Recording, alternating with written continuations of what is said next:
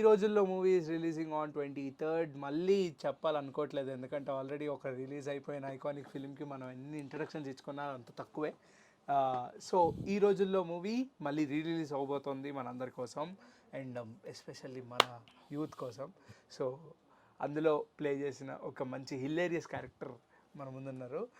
Introduction అవసరం లేదు, ఆయన చూస్తేనే మీరు గుర్తుపడతారు. So hi sir. Hi hi hi, ఎలా ఉన్నారు? బాగున్నాను. అప్పటి నుంచి ఇప్పటికి ఏంటి జర్నీ, ఏంటి ఎలా? 12 years journey. 12 years 12 years journey. ఈ గ్యాప్ లో మీరు ఎన్ని అచీవ్ చేశారు? నేను ఈ రోజుల్లో తర్వాత దగ్గర దగ్గర ఇప్పుడు 60-70 మూవీస్ 60-70 మూవీస్ ఓకే చేసా. బట్ ఈ రోజుల్లో ఈజ్ ఆల్వేస్ స్పెషల్ కదా. ఇట్స్ ఏ డెబ్యూ ఆర్టిస్ట్గా ఫస్ట్ సినిమానే అవకాశం రావటం, పెద్ద హిట్ అవ్వటం, అక్కడి నుంచి సినిమాలు రావటం. సో ఇట్స్ అన్మెమొరబుల్, మర్చిపోలేని జర్నీ. అండ్ మీ డబ్బింగ్ కూడా మారుతి గారు చెప్పారు. ఎలా తెలిసింది మీ అందరికి ఇప్పటికీ? లేదు, నేనే చెప్పుకున్నా, నేనే చెప్పా. సారే చెప్పా. ఓకే, అంటే ఆల్మోస్ట్ నా వాయిస్ కూడా సార్ వాయిస్ లానే ఉంటుంది. ఓకే, శ్రేయా మొత్తం 5,000 మరేమైనా, అది యాక్చువల్గా సారే చెప్పారు. అదేంటంటే అప్పుడు ఫస్ట్ కదా, మనకు తెలియదు. సో నేను చెప్దామని వెళ్తే స్టార్ట్ చేయగానే మనం బ్యా అన్నాం. సార్కి అర్థమైపోయినా నేను చెప్తా, ఎందుకంటే ఆ క్యారెక్టర్ కూడా ఆయన చాలా లైక్ చేసి, చిన్న క్యారెక్టర్ నాది, వచ్చి అమ్మాయికి ఫస్ట్ మనీ ఇచ్చేసి వెళ్తా. యాక్చువల్గా నేను బిఫోర్ ఈ రోజుల్లో ఎన్టీవీలో జాబ్ చేసేవాడిని. I'm from media. ఎన్టీవీలో మార్కెటింగ్ జాబ్ చేసేవాడిని. శ్రేయాస్ మీడియా శ్రీనివాస్ గారు నా ఫ్రెండ్, అన్న అనుకుంటూ అలా నేను దీనికి వర్క్ కోసం వచ్చేవాడిని. వస్తే మారుతి గారికి కాల్ చేసి, గురు ఇట్లా మన సాయి అని ఫ్రెండ్ ఉన్నాడు, మన మూవీలో ఒక అవకాశం ఇవ్వంటే సరే అని అడిగారు. వెంటనే నాకు నెక్స్ట్ డే మేనేజర్ కాల్ చేసి, ఇలా మూవీ అవుతుంది చెప్పారు కదా శ్రీనివాస్ గారు, మీకు క్యారెక్టర్ ఉంది రావాలన్నారు.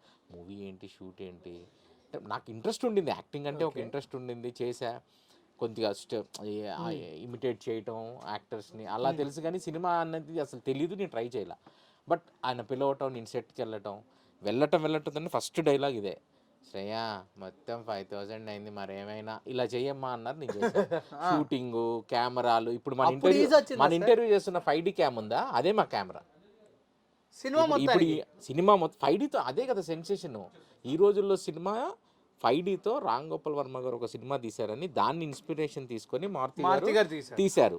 అదే మా camera. No lights, heavy lights ఏమి ఉండదు, అదే మా కెమెరా. సో అప్పుడు మారుతి గారు ఎలా ఉండేవాళ్ళు అంటే, యాక్చువల్లీ ఇట్స్ ఫస్ట్ ఫిలిం ఆయనకి, ఎలాగో అప్పట్లో అందరితో కలుపుకోలుతాను అంటే, ఇప్పుడు వచ్చింది, ఇప్పుడు వచ్చింది, బట్ మాట్లాడతారు, చాలా బాగా మాట్లాడతారు ఇప్పటికీ కూడా. బట్ ఆ రెస్ట్రిక్షన్స్ అనేవి ఆయనకు ఉంటాయి కాబట్టి అంత ఈజీగా నిజం చెప్పనా, మమ్మల్ని అప్పుడు ఎలా పలకరించారో ఇప్పుడు అలానే పలకరిస్తున్నారు. అప్పుడు ఎలా ఉన్నారు, ఇప్పుడు అలా ఉన్నారు. ఆయన ఏమీ చేంజ్ అవ్వాలి. బికాజ్ ఆఫ్ నువ్వు అన్నట్టు రిస్ట్రిక్షన్స్. పెద్ద సినిమాలు, డైరెక్టర్గా సక్సెస్, దానివల్ల ఆయన మీరు రీచ్ అవ్వడం కొంచెం మాకు టైం పట్టొచ్చు, కానీ వన్స్ ఆయన రీచ్ అయ్యాక అదే పలకరింపు, అదే ప్రేమ. ఆయన గ్రౌండ్ నుంచి వచ్చిన వ్యక్తి. సో బిఫోర్ ఈ రోజుల్లో సార్తో ట్రావెల్ అయ్యాం, ఆఫ్టర్ ఈ రోజుల్లో ట్రావెల్ అవుతున్నాం.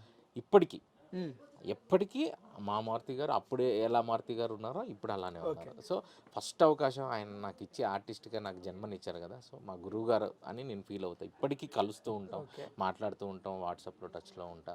సో ప్రేమ ఎటుపోదు. అవకాశం అన్నది ఇట్స్ ఏ ఇండస్ట్రీ. ఒకసారి మనకి ఎప్పుడు పెద్ద క్యారెక్టర్ ఇవ్వాలి, ఎప్పుడు క్యారెక్టర్ ఇవ్వాలి అనేది లేదు. మేము కూడా అలా చూడం. నేను నిజంగా అసలు ఎప్పుడూ అలా చూడను. ఇస్తే హ్యాపీ. మన ఆర్టిస్ట్గా జన్మనిచ్చి అవకాశం ఇచ్చారు, నెక్స్ట్ నేను ఇంప్రూవ్ చేసుకోవాలి. It's my responsibility. I feel that only. So కష్టపడుతున్నాం, లెట్స్ సీ మళ్ళీ ఈ రోజుల తర్వాత మళ్ళీ అంత మంచి సక్సెస్ వస్తుంది. సో మీకు ఉన్న ఫన్నీయెస్ట్ మూమెంట్ ఏంటి మారుతి గారు? అంటే షూట్లోనా, తర్వాత బిహైండ్ ది షూట్స్? అసలు నా యాక్టింగ్ చూసి బాగా నవ్వేవారు.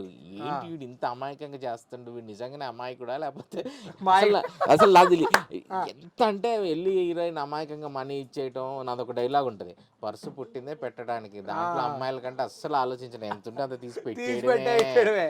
ఆ డైలాగ్ చెప్పినప్పుడు కూడా నేను చెప్తే అసలు భలే మెచ్చుకున్నారు. బాగా చేసావు సాయి, నాన్న బాగా చేశాను, బాగా ఎంకరేజ్ చేసేవారు. అది షూట్ చేసినట్టు ఉండదు సార్తో, ఫుల్ ఫన్.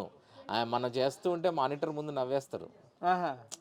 ఆర్టిస్ట్తో ఎలా ఆడిషన్ జరిగిందా మీకు? అసలు లేదు, ఆడిషన్ ఏం లేదు, డైరెక్ట్గా వెళ్ళిపోవటమే. సెట్స్ కూడా కాదు, నాది అసలు క్యారెక్టర్ కాదు, నాది వాళ్ళు అనుకున్నది ఒకడు వచ్చి సాఫ్ట్వేర్లో అంటాడు.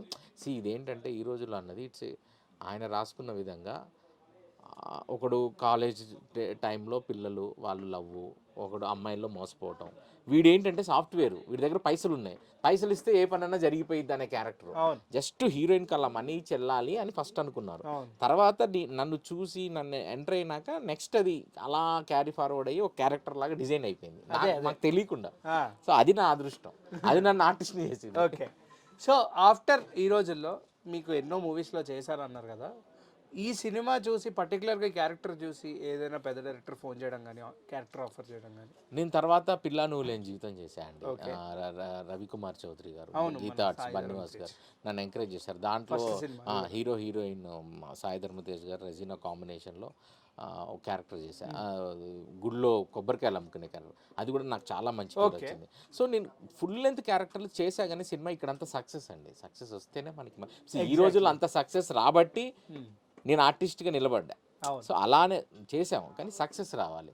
సో చేస్తున్నా, ఇప్పుడు ఫ్లో ఉండింది, ఇప్పుడు సత్యదేవ్ గారి సినిమా రిలీజ్ ఉంది, సుధీర్ బాబు గారి సినిమా ఉంది, ఓంకార్ గారి బ్రదర్ అశ్విన్ సినిమా అవుతుంది, ఇంకోటి కొత్త వాళ్ళు ఒక 2-3 అవుతుంది. సో గోయింగ్ ఆన్ అవకాశం అంతే.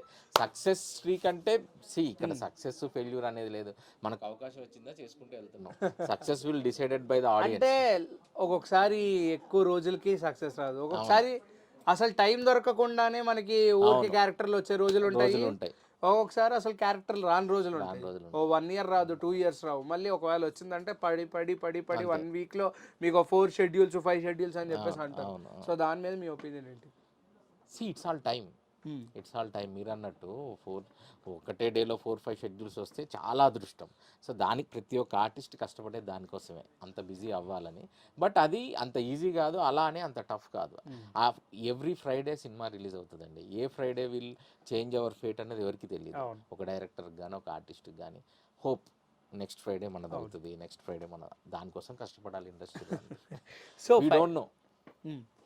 సో ఫైనల్గా ఈ రోజుల్లో గురించి ప్రజెంట్ ఉన్న జనరేషన్ యూత్కి ఏం చెప్తారు? ఈ రోజుల్లో అన్నది 12 years బ్యాక్ రిలీజ్ అయినా కూడా ఇప్పటికీ ఇట్స్ ఎ ఫ్రెష్ కంటెంట్. అందుకే అందరూ చూడాలి అన్న ఉద్దేశంతో ఇప్పుడున్న బిజీ షెడ్యూల్లో శ్రేయాస్ మీరా శ్రీనివాస్ గారు, ఎస్కేఎన్ గారు, they are very busy, Maruthi గారు, అయినా కూడా ఎందుకు రిలీజ్ ప్లాన్ చేశారంటే ఇప్పుడున్న యూత్ కూడా థియేటర్లో చూసి ఎంజాయ్ చేయాలి, రీచ్ అవ్వాలి. యూట్యూబ్లో ఓటీటీలో చూడటం వేరు, థియేటర్ వేరు. డెఫినెట్గా 2 hours హిలోరియస్గా నవ్వుకుంటారు. ఫ్యామిలీస్ కూడా హ్యాపీగా వెళ్ళి చూసి ఒక 2 గంటలు అందరూ వాళ్ళకున్న ప్రాబ్లమ్స్ అన్నీ మర్చిపోవచ్చు. అండ్ మాకు ఒక రిఫ్రెష్మెంట్, మా టీంకి మా సినిమా మళ్ళీ చూసుకుంటే ఆ రోజులన్నీ గుర్తొస్తాయి, మీకు గుర్తొస్తాయి, ఇట్స్ ఎ ఫ్రెష్ కంటెంట్ అండి. ఇంకొక 10 years అయినా ఈ రోజుల్లోనే ఎవరు, అందుకే ఆయన టైటిల్ ఈ రోజుల్లో అంటే ఎప్పటికీ ఈ రోజుల్లోనే. Wow, well said. Thank you for your valuable time. ఇంకా పెద్ద ఆఫర్స్ వచ్చి థ్యాంక్ యూ ఇంకా బాగా అచీవ్ చేయాలని మనస్ఫూర్తిగా చూద్దాం brother, God's grace. Yeah, thank you.